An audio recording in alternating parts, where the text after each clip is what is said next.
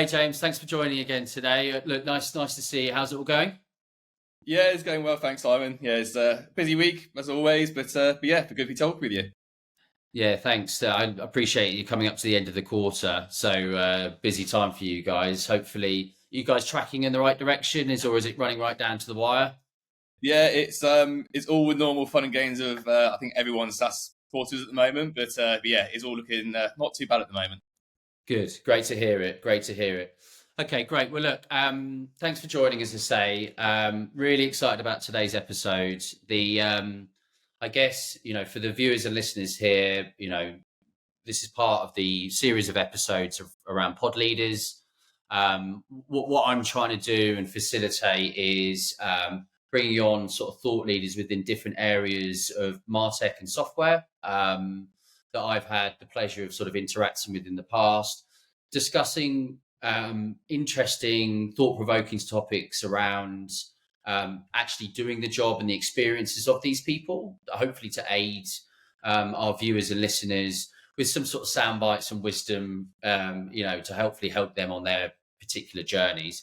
Like today's episode is going to be all around business development, outbounding, building world-class SDR, BDR functions. They're called slightly different things, different worlds, but I've got James here today because, like, I genuinely think in the 10 years that I've been doing this, he's one of the best that I've come across and has got a wicked story.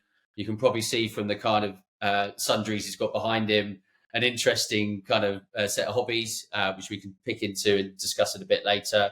But more generally speaking, other topics, if you are interested, around like RevOps, sales enablement, go-to-market leadership, pre-sales, marketing, and all the kind of kit caboodle that goes around that. So hopefully the next kind of, what is it now, 55 minutes is going to be super interesting. But yeah, no, thanks very much for joining. Glad to have you with us.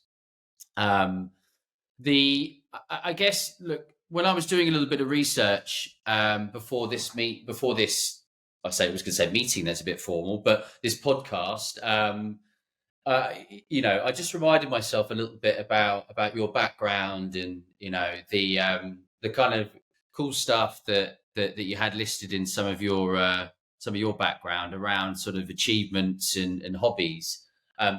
Quite different, I would say, to like the like cookery, five-a-side football, and pints, a couple of times a week or once a week with your mates. Just to pull directly from what I read was mountaineering, summer and winter, and climbing and mountain biking. Royal Air Force Reserves, gained commission as acting pilot officer, pretty cool. Summiting second highest summit in Mongolia. Yeah. So, I mean, just for the people that don't know you, do you want to tell us a little bit about that and what took you to those kind of those dizzy heights? Yeah, I mean, I think for me, it's always just been. I mean, I've always been awful at anything academic. For me personally, and I think whereabouts I always found myself at the most happy was pretty much doing anything that was outdoorsy, a little bit risky, but also just out there and kind of a little bit more freedom, really, to be able to kind of go out and try not to kill yourself on a daily basis. And I say, I think a lot of this stems, thankfully, as you can kind of see above my head and bits like that. My dad was in the Air Force during uni. I went off and joined like a kind of whole program that they have set up as well. So I was really lucky to be able to fly, but also managed to really start to kind of gain more and more of those kind of mountaineering skills, the climbing skills as well through that. And hence the ice axes on the wall. That's from the kind of winter mountaineering, being able to get out to Iceland on the glaciers. And ultimately, it allows you to free your mind. Like we all get so caught up with work, get caught up in that kind of Monday to Friday. And for me, the ability to jump out on a Friday evening, get out into North Wales, get up into Scotland, and then come back Sunday evening and go again. It's a buzz that I wouldn't do anything else for. And especially getting into mountain biking at the grand age of 31. Although we've had a few hairy moments, I'm still living by the fact I can't die, and so far it's still worked out for me. So we'll kind of keep that saying going. Yeah. It's slightly polarizing from my all-inclusive week in Lanzarote. So yeah, thanks for that. But yeah, I could totally get it. Right, it's a stressful job, very stressful job that you run on a daily basis. So I can get that kind of release. I think when we were working together a little while ago, as sort of supplier and client, black eyes, broken fingers. Are you sporting any casts of any sort at the moment, or we got a slightly dodgy knee from being out of the last few weeks ago, but yeah, I mean that will heal itself up soon, I'm sure. Yeah, good to hear it. Good to hear it. Are there any other kind of big trips that you're keying up for? So Scotland in 2 weeks' time. So that's going to be mountain biking. And then Cool. we've got North Wales again a couple of weeks after that. So now that hopefully Snowdonia is a little bit quieter, the idea is to try and get the bikes up Mount Snowdon and then ride back down off the other side of it. So we'll see how that goes. Is that just a small gang, big gang? Yeah, it should be 2 or 3 of us. We don't want to cause too much chaos in the mountains. Yeah. Are they also in software? Is there a trend here, or? No, they're from all over. There's doctors, there's engineers, literally every different walk of life in that little group. Yeah, it sounds great. Oh, well, good. I'd say good luck in the sincerest of form, right? Okay, cool. Well, look, I mean, that gives you a little bit of insight into what goes on out of hours. But I guess before I wanted to dive into like the actual questions within this episode, I thought from my viewpoint, right, I see SDRs, BDRs, I see that space changing a huge amount, and we'll go on to that in a minute, by the different channels, potentially buyers just being overloaded with communication. The the things that I wanted to kind of set the scene on this around is that there are people that are successful out there, yourself included, right? And there's probably like certain things that there are threads that you do within your day to day and week to week, and your teams you set up that set you up for success, right? So I think that's kind of what we're trying to uncover. I mean, just more generally speaking, I chucked this around in a few episodes, but I think it's amazing that there's, on the last count, 11,038 MarTech SaaS companies out there. All of which very humbly recognize that they are the best thing out there since sliced bread, in all of their marketing material, or a lot of which, not all, but a lot of which have some sort of outbound engine, whether that be just marketing led or human led, like what we're talking about today. And so therefore there's just a huge amount of noise within each of the respective niches. Probably saying something that's obvious, but I think that does actually lead to confusion, and in some instances like buyer paralysis, which I think is a genuine real thing. And we had quite a cool episode actually last, I think when it will get released, I'm not sure if it's next, but it was around like the consultancy element of helping buyers to make decisions around tools. So I mean, that sort of complements what I'm saying there. But I found some interesting stats that I'm sure when you onboard brand new grads, you probably tell them up front just to sort of set the scene. But on average, it takes 18 or more dials to reach a tech prospect with a cold call. I mean, that's a bit daunting. It takes on average 8 cold call attempts to reach a prospect, or 8 touch points to get an initial meeting. 80% of sales require 5 follow-up calls after a meeting. However, 44% of sales reps give up after 1 follow-up meeting. Okay. Are those the kind of numbers and things that you've been aware of, and maybe share or don't share probably with your team? Yeah, I mean, it's there's definitely aspects of it where, as you say, making sure that people aren't giving up after their 1 or 2 attempts. That is really the big key number in there, and it's we'll come on to, I'm sure, with like a few of the other questions later on, but it always comes back down to actually making sure that your activities are the right ones, because we all Yeah. sit there day in, day out, right? And we all get those moments where our phone just keeps on going. Yeah, it's Yeah. it very, very quickly becomes bioparalysis, as you say. Yeah. Understood. Okay. And look, we're gonna, I feel like from the research that I've done and the people that I'm speaking to, the market is shifting a little bit. And I saw some quite interesting stats that sort of back this up. First couple are from Gartner. So Gartner expects that 80% of interactions between buyers and sellers will happen online by 2025. The second one said Gartner said only 5% of the buyer's journey is spent with the salesperson. That's scary. Harvard Business Review said 43% of B2B buyers agree to prefer a rep-free buying experience. 68% of B2B buyers prefer to do individual research online than involving a sales rep at all. 77% of buyers prefer to be contacted over email, more than double any other channel.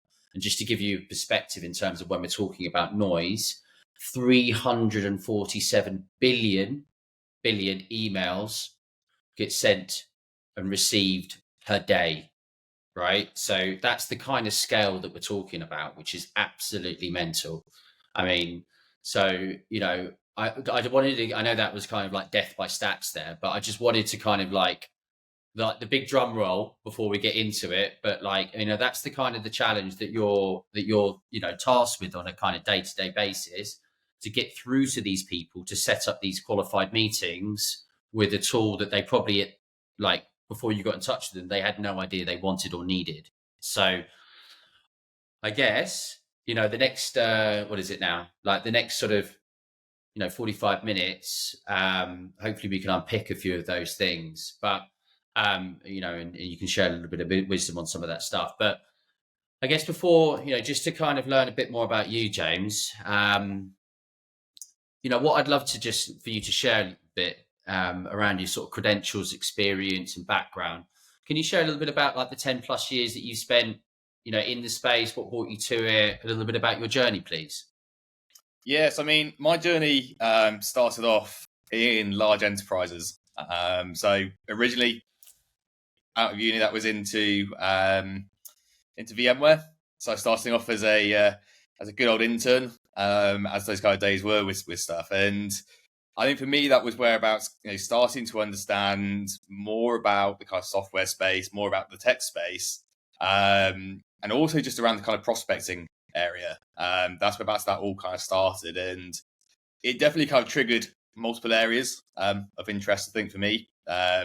Sales isn't for everybody, especially the prospecting side of it. And that's why, in those early days, I chose to kind of then move forward into the Oracle as a large enterprise as well. And within these organizations, they were absolutely, at that point, groundbreaking in terms of their approach to SDR teams, how they kind of try and move forward. And it was really the dawn of SaaS products coming onto the market. That was when we talk about marketing automation platforms being, the be all end all, the super snazzy tools. Whereas actually now, if we look back at it, a marketing automation tool, it's just part of your tech stack. There's very little difference between them. They're pretty standard. And that's what really kind of led me to move into the kind of startup scale-up world. Moving through multiple different organizations, demand-based as they went into their, trying to bring account-based marketing at scale to the market. So that's a hugely exciting time, especially to be able to kind of start up as a kind of second on their UK and EMEA team. That was a whole new ball game in terms of how to prospect into a new market with a tool that, as you say, a lot of people at that point didn't know could be automated. It was still a very old marketing strategy at that point. So to be able to digitize that and bring that into the SaaS market, that was, again, that was a great career kind of point to be able to start to understand how we can personalize, how we can use intent data and just get smart on reaching out to marketers. And that's led me through them, marketing automation spaces with Mo Engage and Swerve. And it's now led me to Lunio, where, again, at the forefront of new technologies that are coming out there. As you say, everyone's got the kind of new technologies trying to solve problems. And it's probably one of the biggest problems for marketers. It's It's understanding at the moment what is an actual problem that they need to solve, and what's that kind of nice to have in terms of the solution that might just give them that slight upper edge on trying to get in front of their buyers. But for me, it's always been wanting to stay within Martech. It's probably the most interesting, fast-paced SaaS environment that there is, because ultimately we're all caught up in marketing campaigns, whether we like it or not. Marketers are always trying to look at the next best way to get in front of their buyer groups. And that's exactly what SDR teams are here for, right? It's how do we get in front of our buying groups? How do we get in front of probably the most creative bunch out there? But at the same time, they're a bunch that really does like to be at the forefront of innovation. So that for me is why it's always been such an exciting space. And the few times that I've stepped out of MarTech, I've come straight back because there's just nothing else like it. Yeah, I'm totally biased as well, but yeah, I love it. I love the complexity of it. I love the even with the complexity, you can understand the use cases and what problems problems that us as consumers are faced every day. Yeah, that's a super cool story. So that training and that kind of foundational skill that and learning that you kind of you took on board through VMware and Oracle, do you think gave you that confidence to kind of get into that kind of a little bit more loose, agile world of startups? Yeah, it definitely did. And I think as well for me, as I said, nothing for me is kind of orthodox in terms of my approach. When we start looking at enterprise organizations, I found that I was way too bound to one approach. We'll come on to that around metrics and approaches like later on. But for me, having that extra bit of freedom and that space to be able to try out new things and to be able to actually kind of push what the status quo is at times, that's what you kind of get from SaaS startups. Enterprises, it was very, very swim lane related, which for some people is an absolutely priceless experience for them. I love getting out of swim lanes. I don't really like staying in my swim lane. Yeah, fair enough. Hey, look, you touched upon a couple of the cool places that you've been involved in. Over that experience, demand base being one. Can you tell the listeners and viewers why, how you came across those when you decided to leave Oracle? How you probably went through a bit of an assessment of the market, and why you decided to kind of join those particular companies, what that scenario was, please. Yeah, I mean, for me, making that move out of Oracle, it was largely down to wanting to be a bit more independent with the approach, but predominantly it was a whole new bit of technology that was coming to market, and the opportunity to be able to be part of that journey. As I say, it was just too good to miss out on. Account-based marketing as a whole used to be, it was something that was just being talked upon as a one-to-one approach. Who's your top account? How can marketing help you engage with that? And suddenly there's this tool out there which actually can help you to not lose the quality of your approach, but get you in front of all the target accounts that you want to get in front of. And as an SDR, there's two great avenues on that. There's a great avenue that you're going to be able to help B2B organizations get in front of their buyers. But actually, as an SDR, you're also getting hold of an absolutely fantastic bit of tech that will help you prospect into these accounts. So again, I think for me, that was a chance to get on board for a cool journey, which it definitely was for 2.5 years I was there. But it also started to actually just give the chance to try out new approaches that actually at that point, SDR teams were still not on that curve for the vast majority of them. It wasn't an area where people were really breaking down what their ICP actually looked like. It wasn't looking at exactly who their perfect buyers were and what their problems and pains are.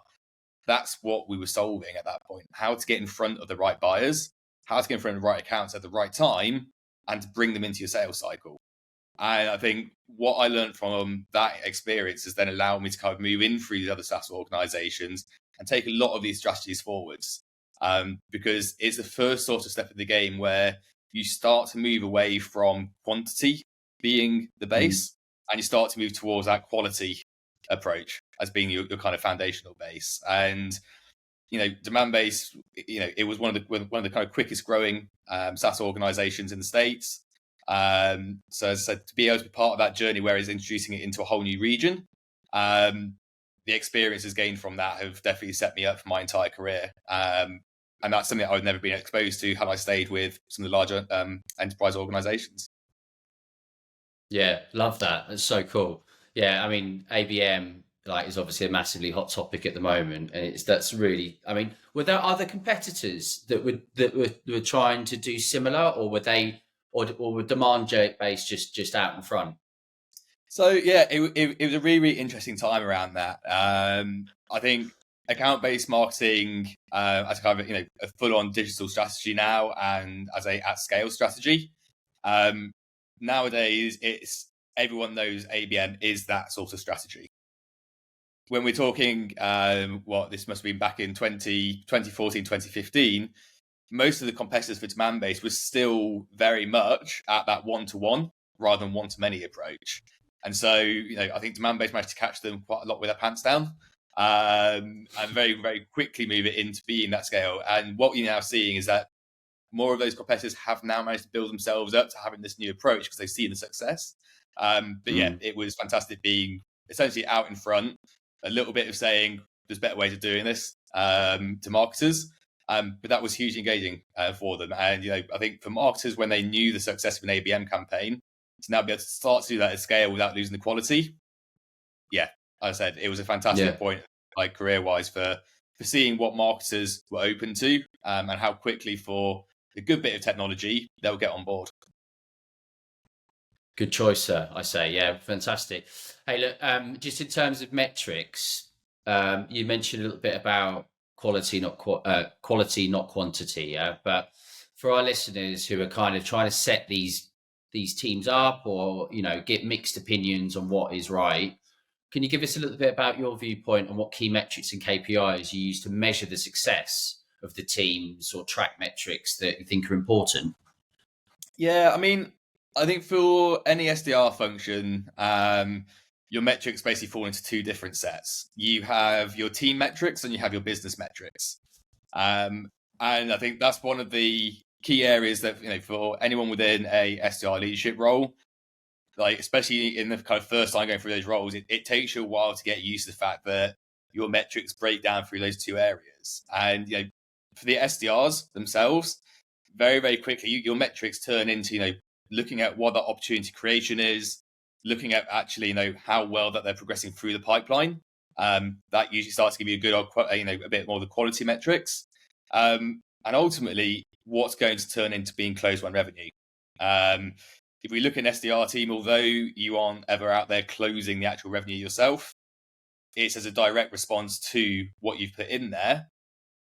That's where you're going to find how successful an SDR team is what they're actually generating back for the business.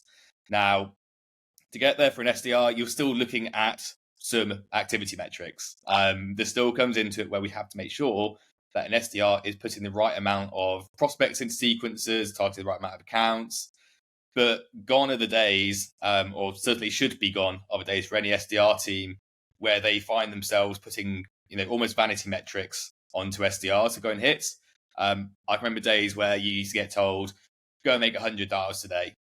Go and send out, 120 emails minimum today.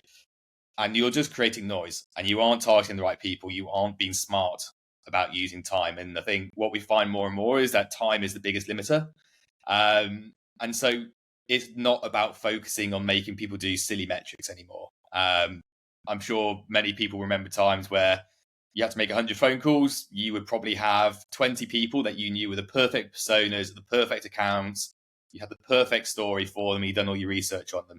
You probably had 80 contacts in there that you knew would never answer your phone call. But you'd do it because you'd hit the metric. Wasn't a good way. SDRing now is about being smart. It's about using your time wisely, as I said, on the people that you know are your right buyers, and accounts that are in the right stage, and that you're using different data and intent signals on. So that's kind of whereabouts the metrics now move to. It's much more of that kind of quality metric. And again, on conversions, we don't want SDRs to be putting in 15 or 20 meetings every single month. I would much prefer for us as an SDR team to be able to put in 5 or 6 great quality opportunities every single month, where their average order value is way above what we were seeing 3 months, 6 months, 12 months ago, and which are going through the pipeline, that's a much, much stronger place for a business to be nowadays. The kind of days of quantity have gone. And that's where we kind of then see the business metrics really starting to come into their own as well. For me, a lot of this is around the pipeline velocity, the average order values, the amount of value and pipeline coverage that we have as a team, and also about how we can influence the average sales cycle as well. I think this year especially we've seen, and I think every organization out there has probably seen, their sales cycle extend. And a lot of that is because buyers are having to be a lot smarter about what they put their budget into, and again, what they put their time into. And that's down to the human factors that different teams probably had to lose individuals, sadly, through redundancies. It's for the fact that they've got to do, and I really hate myself saying it, but they've got to do more with less this year. Like budgets have reduced. Just as a heads up for listeners, do not use that line in any of your prospecting. It's the worst line ever to be using in your messaging because everyone else is doing it. But it's about starting to look at what those measurements look like, because only when you can tie both those team and business metrics together and then link it back to what the overall business success plan looks like, that's when you're going to be able to get a very, very steady, growing set of business from an SDR team, which again, you can then start to get down to being reliable and repeatable. So it's about looking at those metrics, but focusing on the right metrics, not vanity metrics. All great points, right? The on a desk level, how do you work out on a daily, or how do you set that out? Like, does it depend? Does the activity depend on the seniority of the person, or because obviously people who are just coming into the job may even arguably need more calls, right? Yeah. How do you set that up in your teams? Yeah, so a lot of it comes down to the individual. And again, there is no correct whole team approach where you can sit down and give everyone the same amount of activities that each individual should be, that everyone as a team as a whole should be doing. It is about looking at what that individual needs to do to be able to hit their numbers and to be able to get those meetings through the door. You will tend to find that, if you bring in a group of graduates, in those first couple of months, they will probably be on higher metrics because they're learning about, they're learning better about who their buyers are still. They're still learning about the exact correct personas to go for, because although we have multiple different personas, different organizations, it takes you a while to hone in on actually exactly who's going to write in different organizations to actually take that meeting and listen to you. What you'll find is that over time, your performers will start to be able to reduce the number of activities because they are just being so much more efficient with their time and being able to actually pinpoint who it is. Now, it sounds so easy. It's the question there would be well, why can't you get everybody to pinpoint who it is on day one? Again, we're all human. We learn in different ways. We've all got very, very different approaches to how we actually will be able to engage with the prospect. I can remember as an SDR, I used to get most of my success out of emails. That was just whereabouts I, managed to story tell the best. The phone was still super important. LinkedIn was still super important. But for me, email is a strong point. You find other SDRs where emails will not be their strong point. The phone will be their strong point where they book 80% of their meetings. And so that's why I say, you've got to make sure that as you get each individual SDR, you're looking at what their strengths are and you help them build on those strengths, and then you help them build on the strengths in their weaker areas. Because then you end up with a very well-rounded individual, but they'll always predominantly have one outreach method that they will be better at.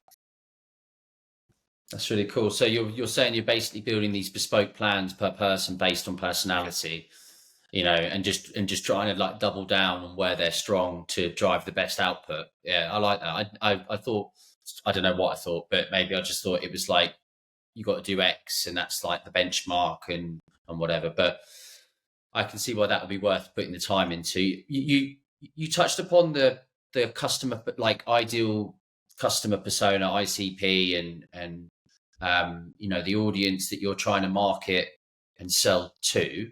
How do you go about actually identifying and being sure about that is the right profile. Yeah, it's probably one of the most fun tasks that you ever go through when you join a startup or a scale up. It's trying to make sure that you identify actually the correct buying groups, and it depends very much on exactly what you're selling into, what experience that organization's had in the past. Going into organizations where they've had super strong inbound can actually be probably one of the most challenging times as to identifying the correct ICP for outbound. So inbound's fantastic. We all love inbound and the work that marketers do there because it supports a big part of the business. For outbound, whereabouts it can sometimes become dangerous is making sure that you don't always go off just who your current clients are and the current sizes of them, because that can be swayed massively by your inbound market. So if your inbound is coming in and you're like, wow, predominantly we're in, we now focus on agencies. We can knuckle down agencies. That's based on your current client data. There could be a much, much bigger market out there for your solution. You just need to go and look for it, and you need to go and identify it, and actually start to look at the data behind it. And I think that's whereabouts businesses sometimes struggle, is looking too much at their historical data as opposed to whereabouts they want to be going as a business. So again, if at the moment your average deal size is 10K, but you want to be looking at deals that are worth 25K, 100K, 200K, your ICP is going to change very, very dramatically. And there's a lot of areas about making sure that your business can support that size client, that your sales team is able to talk at the right levels within those deals as well. As you say, a lot more buyers at the moment want to be able to do their research online. They want to get in touch with the salesperson in the pretty much last moment to actually be able to kind of get going on what that demo could look like.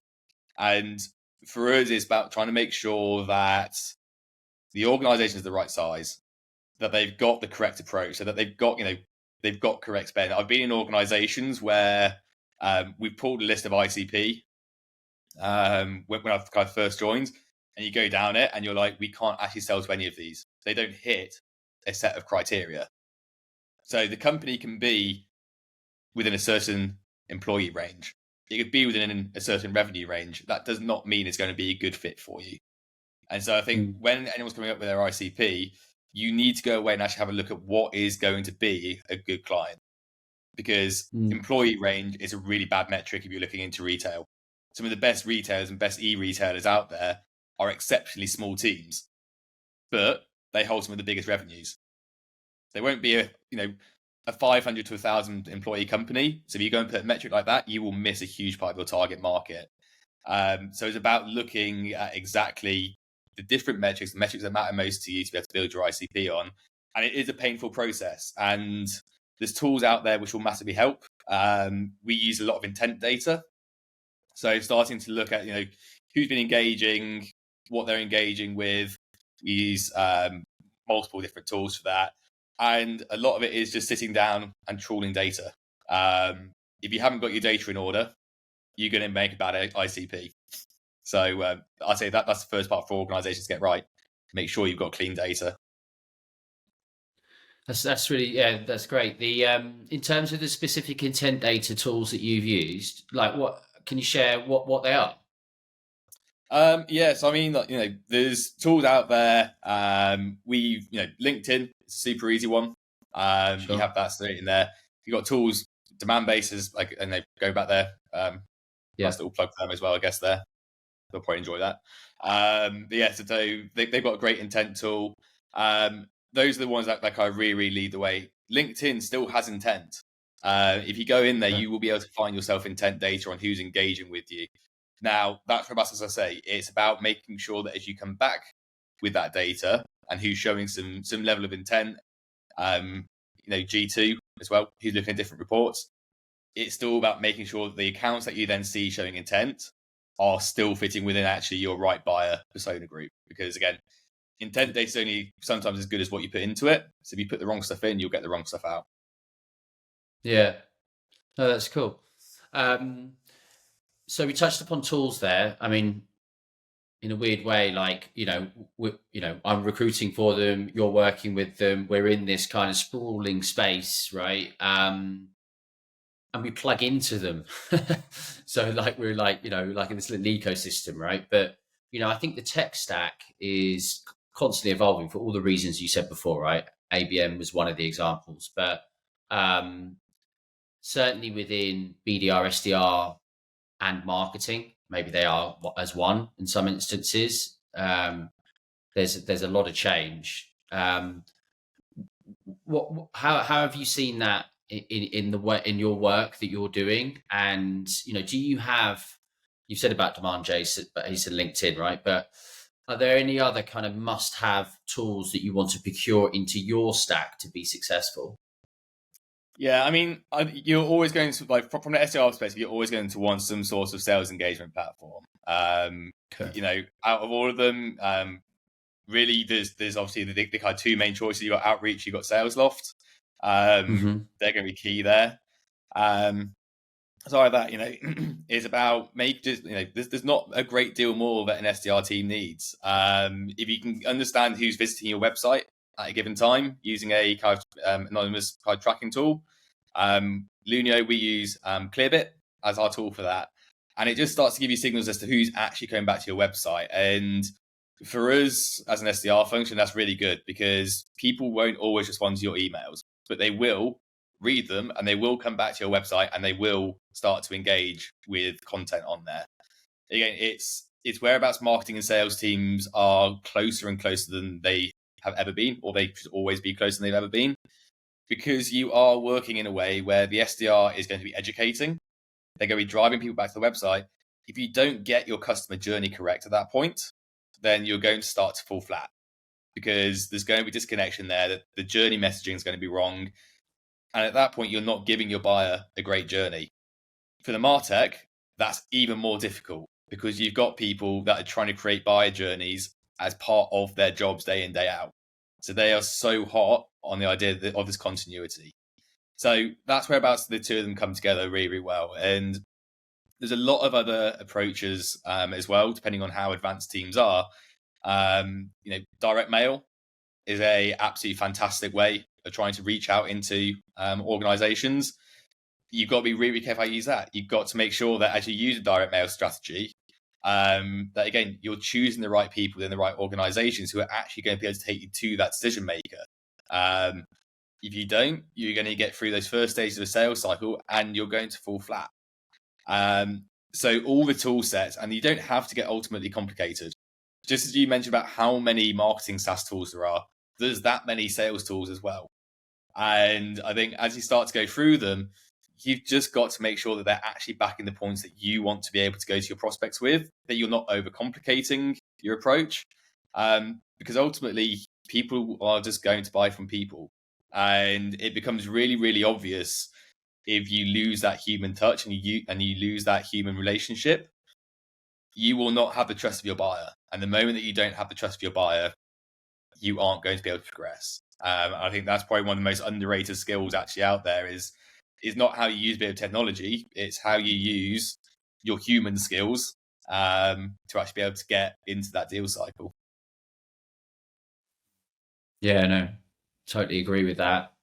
I think I was watching something online yesterday on LinkedIn. They were talking about people forgetting about the human to human. It was the guy actually, funnily enough, from Reach Desk, which is one of these sort of gifting, Yeah. Alex Ollie, I think his name is. And Yeah. he was saying that they do the same. He's really sort of eloquent, like, you know, smart guy, I think. And he was saying about that. He was saying that, you know, the hyper personalization and that real sort of, you know, flesh to flesh kind of approach, like, is really sort of making them, like, really creating results that this kind of, you know, mass automation, noise, right, just even at scale, just will never be able to do. And sometimes we Yeah. forget about that and we get lost, as you said before, get lost in those numbers. So yeah, they're great points. 40 minutes in, it's the first time we're talking about AI, so that's the first. I say So that's almost look, I mean, who made it that long. yeah, yeah. You know, look, it's like the elephant in the room, right? I mean, AI is here and here to stay, I think, in some form, shape, use case, right? application. Um, there was a lot of stuff I read about how SDRs and BDRs were almost going to get made redundant overnight because of AI, right? And ChatGPT. I don't believe that for the reasons that we just discussed in that last statement. Yeah. But tell us a little bit about how maybe one, if you use it, how you use it, right? And two, just your kind of general sentiment about AI in general. Yeah, I mean, I think for us, a lot of it comes, AI. It depends on what really people are trying to use as AI, right? I think as we start to look into what some tools are saying that they're using AI for, it isn't really AI at all. It's just their little clever algorithms that kind of pop out with something. It's not really that smart. I think where we start to see the dangers of AI, especially, is just trying to use it to create exceptionally generic messaging, which you do see and you can start to pick it out already.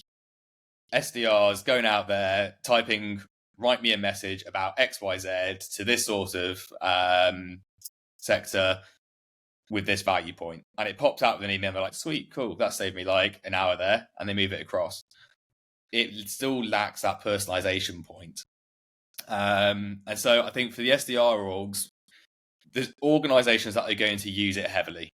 And they're going to use it in their messaging, and they're going to get it to create sequences for them. And it's just going to add to that noise that you were talking about earlier with the millions, billions of emails that get sent out every single day. The problem with email already at the moment is that it's already more and more of a broken channel, and it's a channel that we can't repair. If we think back to cold calling, years ago, you saw everywhere on LinkedIn, and thank you to all those people on LinkedIn who said it, that cold calling was dead. They got no results. The reason I say that was it's fantastic because when they started saying that, SDRs listened and stopped making cold calls, which meant prospects' phones went cold. You could call them and they answered because they didn't get cold calls anymore. Email is broken at the moment. The only way to get email to work properly is by taking some of that hyper-personalized messaging and actually making it resonate to what the pain points of that individual in the company is. At the moment, you can't really use AI at enough of a scale to be able to make it work down those lines. And again, I think people will be able to start to see it in their inboxes very quickly, and they'll just not engage with it. And I think people are almost so fed up with AI out there at the moment that the moment they spot it, the moment they feel deceived by it, they're going to blacklist you. There's a lot of information out there. Well, a lot of new tools start to come up around AI dialers. So essentially, the first part of a cold call will be masked to your to your voice. It will be able to run through the first part of a cold call. It's pretty quick. You can answer the first questions, give the first pitch. I don't know about a lot. Well, I imagine a lot of other people will be quite similar to my point with that. If I found out that I just had an AI phone call like that, I would be putting that phone down. I'd probably never speak to that provider again. Because at that point, everything's built on trust. If I can't trust your SDR in that first point, how am I going to be able to trust your business? And I think it's whereabouts using AI as a tool to be able to help process, to be able to start to highlight better and better intent to SDRs, be able to better buyer signals. There's a lot that AI is going to be able to do with sales teams. I think the lazy factor for some people is going to be the danger, where people decide to use it to write their cadences, send out more emails in the hope they'll get more responses. Ultimately, it will come down to the business. I imagine some businesses will say, hey, we don't need SDRs anymore. I can get an AI dialer. We can get it to write messaging. We can send it out for an automation platform. Cool. All right, you can go and do that. I don't personally see that as a threat. I don't see that as being a career limiter, because I think any organization that I'd want to go and work for would have the same approach of the fact that actually to be successful in selling, you've got to be human within that. You lose a human, you lose the trust, you lose the deal. So that's kind of my view on AI.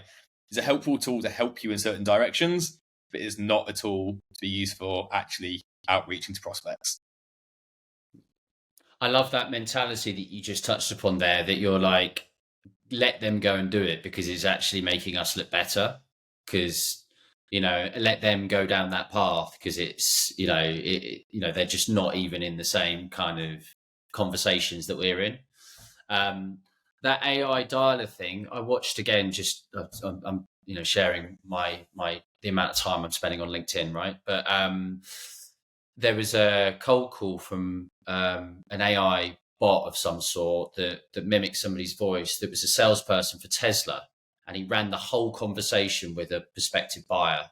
Um, it's kind of scary, that thought. I completely agree with you that there are going to be companies that are going to utilize that as their kind of first stage outreach / qualification in a sales environment for tech. I mean, this is what we're talking about today. That was about a car. I can't comment for that, but certainly within our world, yeah. Yeah, I unless that gets so much more sophisticated than what I listened to in that example, you're just going to spot it a mile away, and it's going to, you're going to lose more than you're going to win. My yeah, opinion. and I mean, go back to the sort of stats that you spoke about, like right at the start of this call, in terms of just how big the shift has been from marketers, well, from buyers wanting to move away from having that conversation with a human being to now wanting to do their research online, to not even want to speak to a salesperson. A lot of that is because actually a lot of SDR teams, a lot of AE teams just aren't wanting to listen to their buyers. They aren't wanting to have those conversations to solve their problems. They're just trying to shift technology. And Yeah. if teams don't improve, if they don't take away the fact that their biggest benefit is being a human, if they try and lose that, they're going to push their buyers more and more onto an online journey and more into a subscription-based, click here, buy the tool, and go ahead. Like, it will cause damage to the entire industry if people aren't careful with it. And I said, it stems out of laziness as opposed to anything else. There's some people that are trying to use AI in a very, very smart way, and are trying to make it work in their sales processes, and that's fantastic.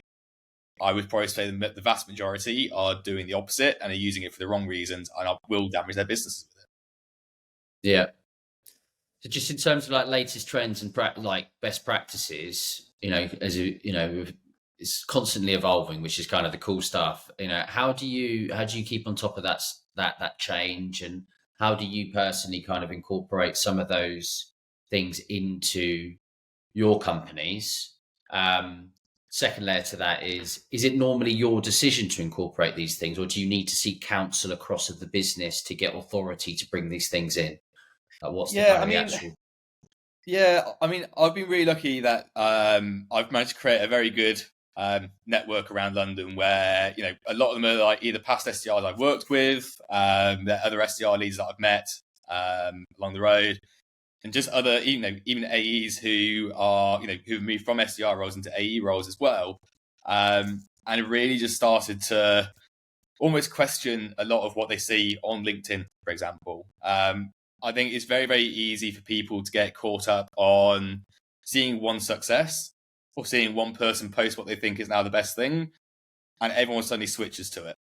And that's probably one of the most dangerous things that we can do at the moment, or that any SDR role can do, is switch his approach overnight because they've started seeing 5 or 6 people on LinkedIn talking about it. I think it's testing.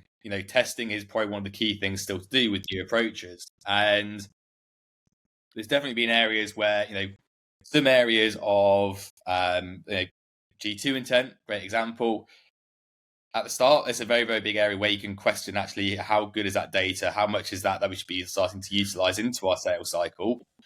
Actually, the more and more you use it, the more and more that you train and you talk to others in your kind of peer group around how they use it. That's how you start to create very good sort of strategies.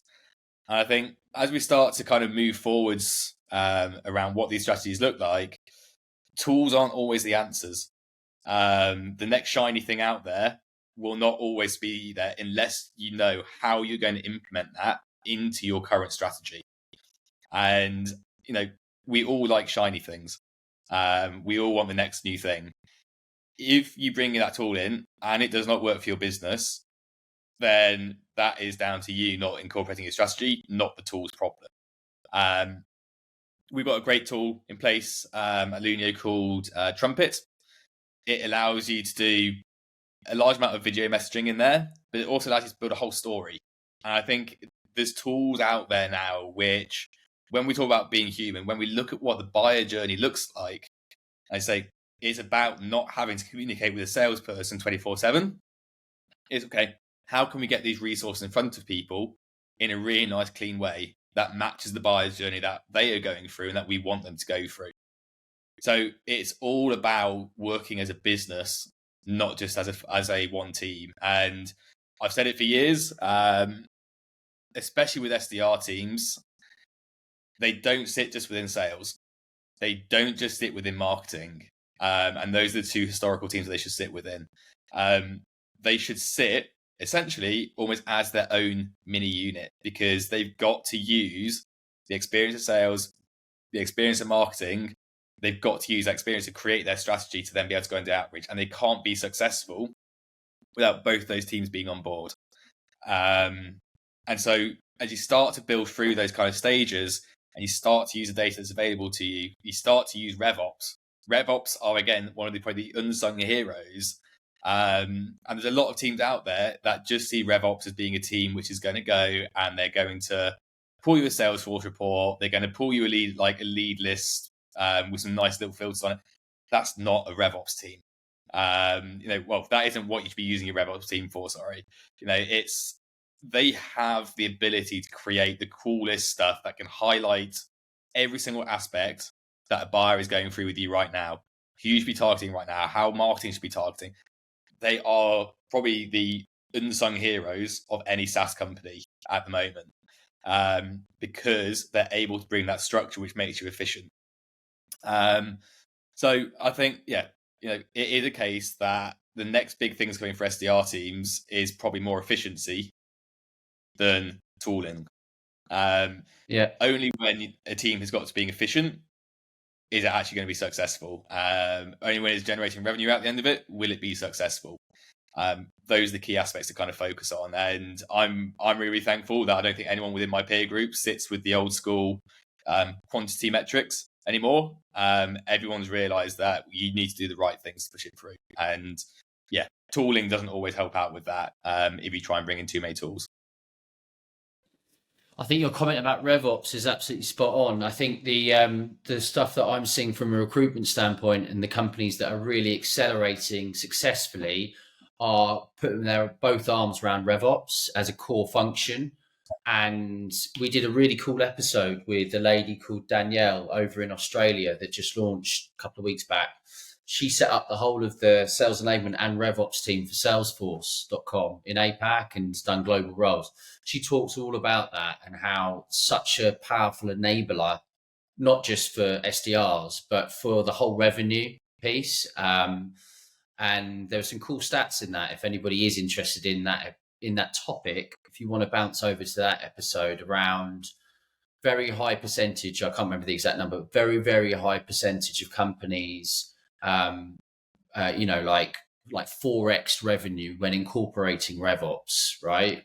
Things like that. So something to keep an eye on. And for anybody listening out here, just if you aren't already considering it, on top of obviously SDR and BDR functions, that's something that should be on the roadmap. But great points there again, James. Thank you.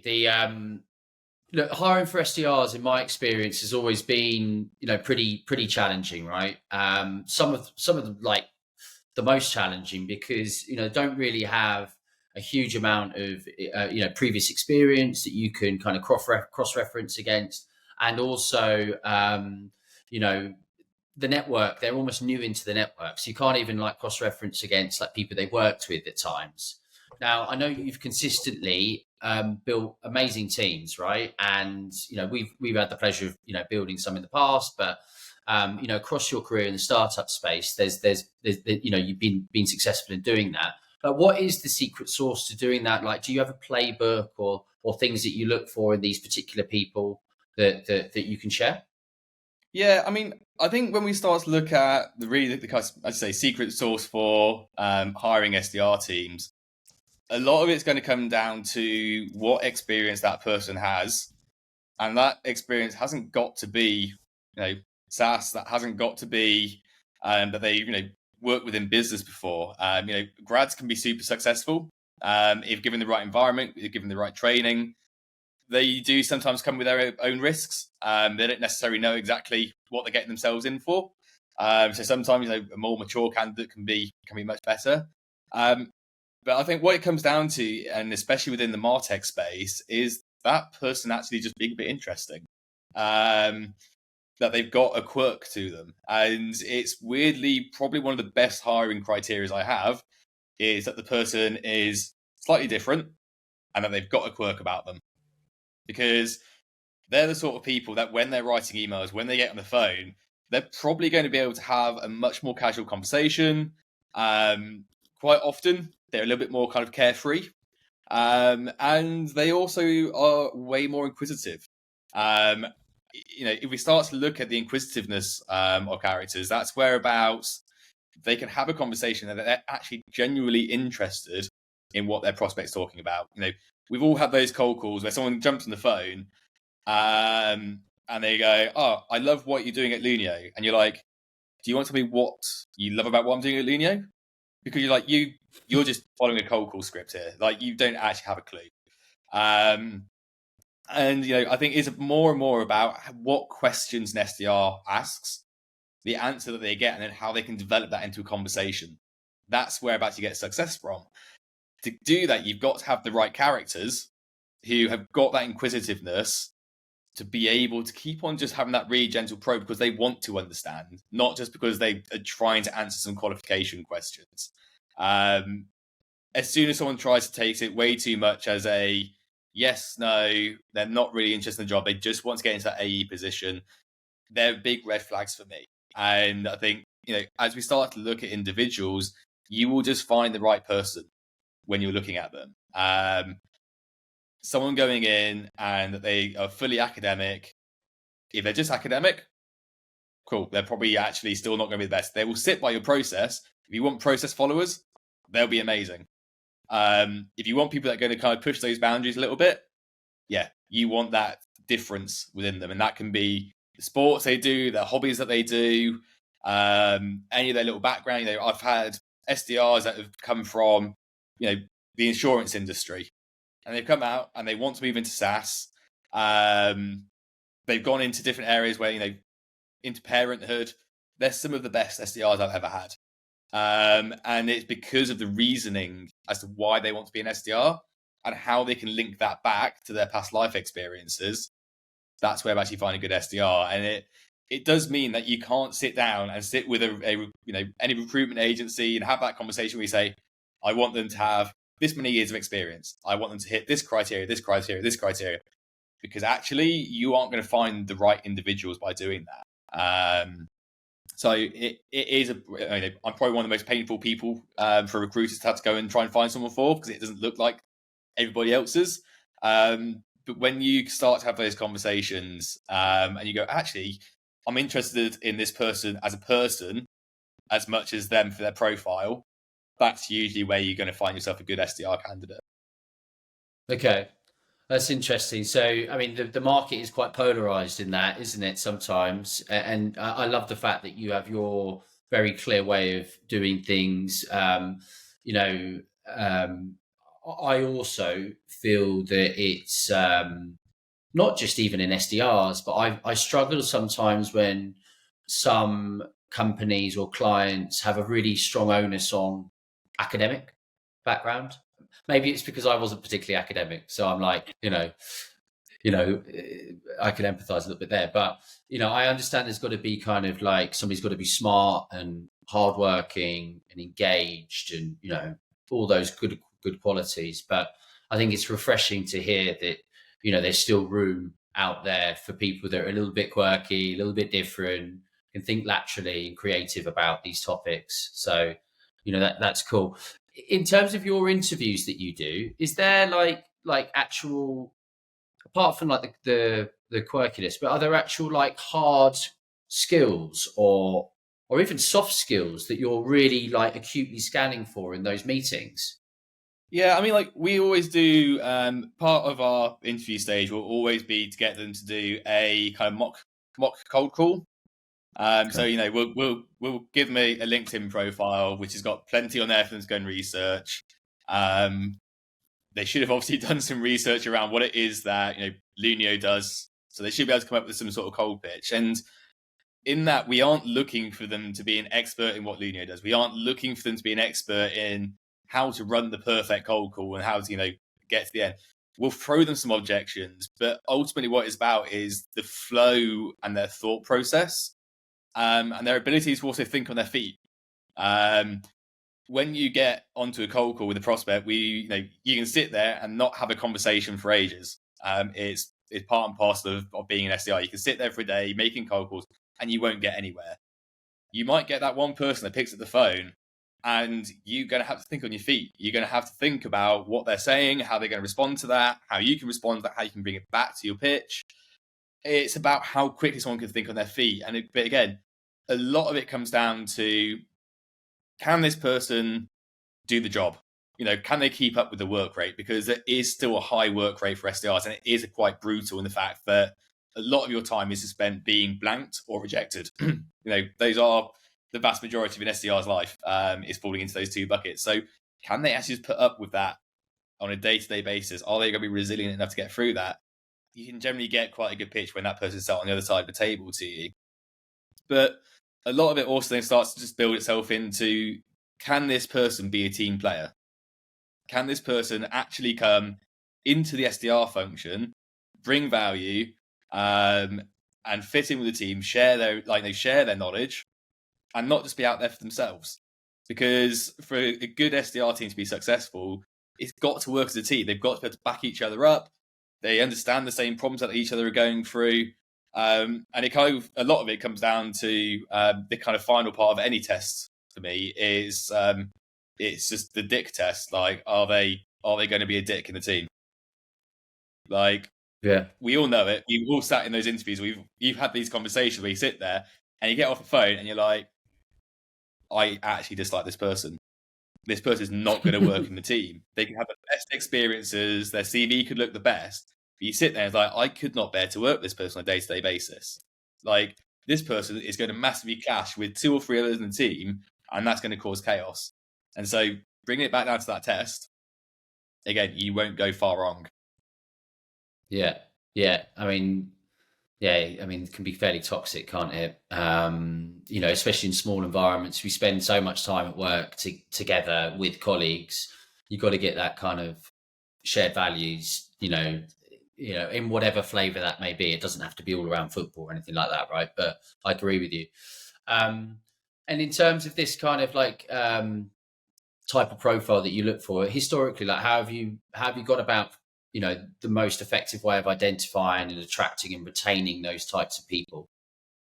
Yes, I mean, we've used, I've used multiple different different ways of finding the right candidates. I've been through using independent recruiters. We've used assessment days, be that set up by an external provider or even set up ourselves. For Lunio, we've got a absolutely fantastic talent acquisition team as well, who's just been able to go out there and find us really good candidates.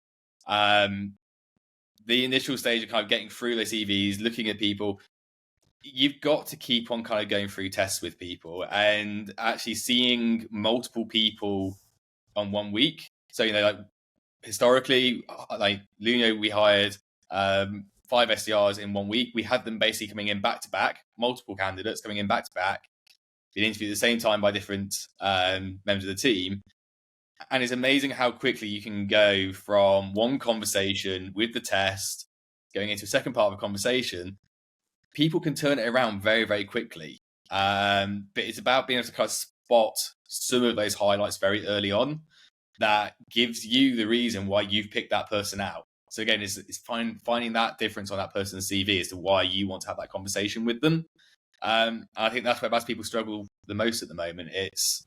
There's still so much pressure put onto writing your CV in a particular way that it should be exceptionally formal, that it should really go into, every single way that you aren't a human being. Like, be the human being that you are, because that's who the hiring manager is going to hire. It's the same, LinkedIn's. You see everyone with their professional business picture there. I will not ever have a professional picture there. I was told once upon a time, if you do not have a professional picture, you will not be successful. So for me, I was like, I'm going to go put two fingers up to that. And actually, it's never been a problem. It's probably one of the best talking points that is now used, no matter what the situation is going through with someone, because we all want to work with humans. So I think you will always see someone's kind of almost true colours throughout an interview process when you start trying to dig into what makes them different and what makes them unique compared to every other candidate out there. I'm trying to think what yours is now. Is it you're out mountaineering or something, aren't you? Of Is course that right? on a mountain. Yeah. That's it. Yeah. Onboarding junior staff in, through COVID, obviously overnight just became very, very, very difficult outside of an office environment and work setting, right? Tell us a bit about your experience of that, and are you currently like an office or hybrid environment? What happens there? Yes, I mean, I think training as a whole and kind of onboarding, it still always comes down to actually how quickly can you just get the person kind of almost doing the job. It's teaching them the basics of what they're going to be doing and like the best sort of messaging. It's just getting them on doing the job, because that is the best way of learning them and then finding their style. Now, like when we came out of the end of good old COVID times, this feels like an absolute lifetime ago now, thankfully. But as it starts coming out at the end of that, I think one of the kind of the core things I really wanted to get from the SDRs was that they were back in the office, because a lot of the SDR world and a lot of the personas that we hire because they are all friendly people and that they're all individuals who want to be able to better themselves, but they're also there for the team. And I think being there in person is the best way of fostering a team. And there's no need for SDR teams to be in 5 days a week. There's still organizations out there I know who are trying to press for them to be in 5 days a week. There's no need for that. And actually the impact of that on kind of work-life balance, we all know the impacts now of like being in office compared to work from home. That's exactly the same for SDRs. If you find that your SDRs are working from home and you think they're not being as productive, that isn't really the individual always. That's probably down to the curated within the organization. So, Lunio, we have everyone in the office 3 days a week. Everyone's there straight away, but it comes down to you as a leader to make sure that actually people come into the office because they see the value in being in the office and they see the value of being there as a team surrounded by their colleagues, and just creating an environment that actually fosters that. One-to-ones, you never ever manage to get a true picture of from a one-to-one on a Zoom or a WebEx, whatever else. Sitting down with that individual and being able to talk through with them how they're doing, what that progression looks like, that's whereabouts you're going to be able to actually see the true scale of that person. And you can then sit down and help them. Again, like being in an office and being able to sit down with someone, walk them through something is a lot more valuable to show that you're there with the team, as opposed to you're sitting at home, they're sitting at home, and just leaving them to their own devices. So I would always want an SDR function to be in the office. If you can foster a good SDR organization that wants to be in the office, it's amazing how quickly you can manage to get the AEs to be in the office, especially if you align them, because you just create a fun environment to be in, and it gets you out of the house. So yeah, it's down to leadership as opposed to anything else as to how successful your office will be. Okay, cool. Yeah, some of the best times I had was working out of an office, right, with the team and everything else. And, unfortunately, not every day's perfect, is it? So sometimes you need an arm wrapped around you and, tomorrow will be different, have a good sleep on it, right, type thing. But it's an interesting perspective and comments around that. You've obviously graduated all through a few different levels within what you've done, up into leadership. But anybody that's currently like top flight SDR, BDR, and is making that transition into being a manager or player coach, however you want to cut it up, right? Would you give them any kind of little kind of life advice? You wish you had, or somebody had given to you when you made that transition? I think probably the best bit of advice to give to anyone going through that is look at the manager that you dislike the most and don't ever be that person. When you look back at that and you think about, oh, okay, skipped all my one-to-ones, didn't have one of those for months. If you felt that was a big problem for you, you now know that that's a big problem for you. Make sure that you're giving the team the time that they want. When they start to look at what they were good at, what they were bad at, they've got to understand that not everyone's going to be as good as they were as well. And that goes into whatever role someone's going into. Everyone's different. Everyone's got different development needs. Everyone's got a different approach. And I think accepting that other people's approaches could be right, could be wrong. Allow people to test, because that way you also give them the accountability. You can't just run a team by going in there and giving them solid metrics and saying hit them, because you'll end up with a team that might hit some of their metrics, will probably miss their number, and will leave within your 12 to 18 months. So be honest with your team, be human with your team, and manage people and treat people as you would expect to be treated. Those are the biggest bits of advice I would give, because the moment that you fail at being a human, you will lose the team's backing. And the moment that you start to lose your team's backing, you should probably take a look at yourself in the mirror and realize that actually the reason that you failed is not your team, it's you. I'd probably say that is the biggest one. Remember to be a human. Yeah. Okay. No, great point. In terms of, upskilling, personal development around specifically BDR, SDRing, you shared, some other bits in previous comments, but are there any resources or communities or learning and development areas that you would point somebody to? I think moving forward to development, find someone who has been through a similar move to you within a good couple of years of where you are now, and use them as a mentor. Go out and find those people, because they will hold a whole wealth of information for you, and the chances are they will have been through a very, very similar situation at one point or the other.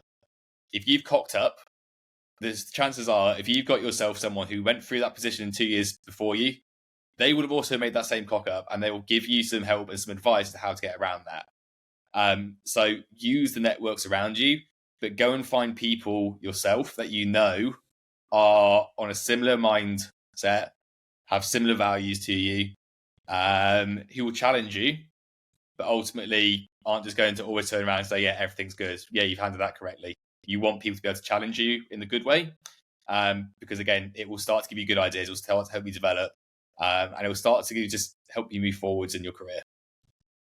Yeah, no, fantastic.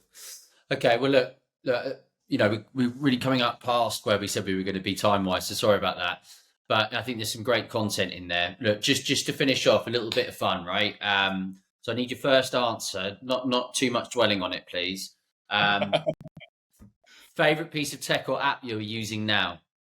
I'd probably go for my Garmin watch. So I record everything for me. Tell me where I say I can't get lost. Okay, perfect. iOS or Android? Android. Night at the disco or night at the restaurant? If it's a good disco and cheesy music, disco. Okay, cool. Favorite food? Pasta. Favorite movie? Top Gun. Favorite place you've been on holiday or visited? Iceland. What's your guilty pleasure? Guilty pleasure is secretly breaking my bike because then I get to repair it. Okay. If you'd had one superpower, what would it be and why?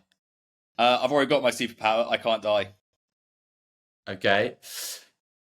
Last but not least, God forbid, but if your house is burning down, it's health and safety, obviously, but first and foremost, but you've got one personal item that you can salvage. What is it and why? I'd probably I salvaged my van keys because then I've still got a house to live in downstairs. Okay, cool. Great, great, great. Okay, James, look, thanks so much for joining us today. It was really, really great stuff. Great to hear a bit more about your story and, your viewpoint and what I think is a really exciting topic. Um, yeah, really appreciate your time. Thanks, mate. Yeah, no worries. Cheers, Simon. Thanks for that. Thanks. Great.